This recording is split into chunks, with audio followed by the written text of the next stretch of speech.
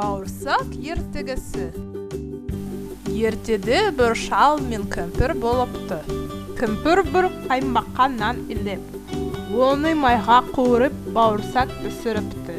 Оны терезенің алдына суытып қойыпты. Бауырсақ суып тұрып, бір кезде домалай жөнеледі. Домалап келіп терезе алдындағы орындықтан еденге, еденнен дәлізге, дәлізден ауылға, ауылдан сыртқа, одан әрі домалай береді. Бір кезде оған қоян жолығып,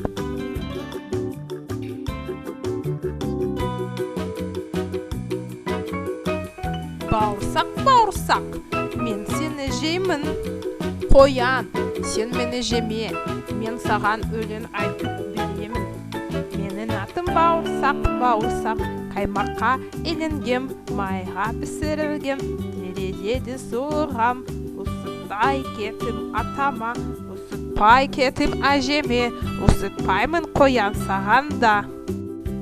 Содан бауырсақ қара жолмен домалап кете барады. Оған қасқыр кездесіп, оның да жегісі келеді. Бауырсақ өзінің әнін қасқырға айтып беріп, одан әрі домалай береді.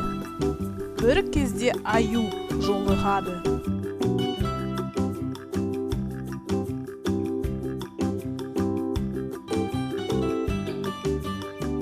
Бауырсақ, мен сені жеймін.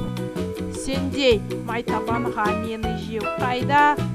Ұстатпай кетім атама, ұстатпай кетім әжеме, қоян менен қасқырға ұстатпағам ендеше.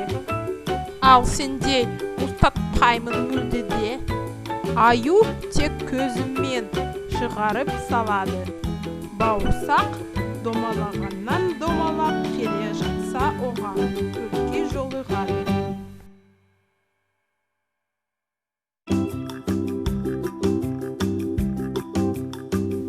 Бауырсақ, қайдан домалап барасың? Жолмен домалап барамын. Бауырсақ, маған өлең айтып берші. Менің атым бауырсақ, қаймаққа иленгем, майға пісірілгем, терезеде суығам, ұсытпай кетім атама, ұсытпай кетім әжеме, ұсытпай кетім қоян менен қасқырға, ұсытпай кетім аюға, ұсытпаймын саған мүлдеде.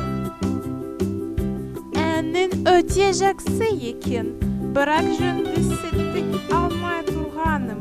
Бауырсақ, сен менің тұмсығыма шықта, әнімді тағы бір рет қатырақ айтшы. Бауырсақ түлкінің тұмсығына домалап шығып, алып бар даусымен әнін айтады.